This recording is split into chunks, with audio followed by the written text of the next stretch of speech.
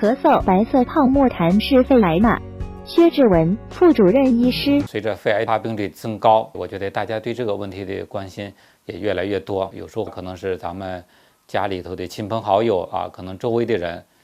会有肺癌的这种发现。肺癌的话，它在临床上的症状，我们会分了这么几种。一种的话就是呼吸道的直接症状，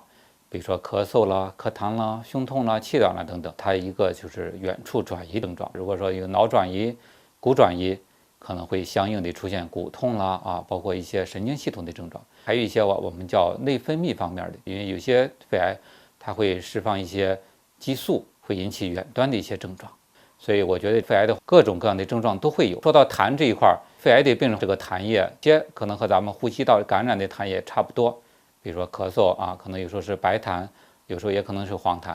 但其中如果说痰里头有血，或者有血丝，或者有血块，这种情况下，特别是一些抽烟的年老的一些病人，这个时候咱们还是高度重视，可能会有肿瘤的这种发生。白色泡沫痰最常见的，可能还是咱们常见的一些呼吸道感染导致的，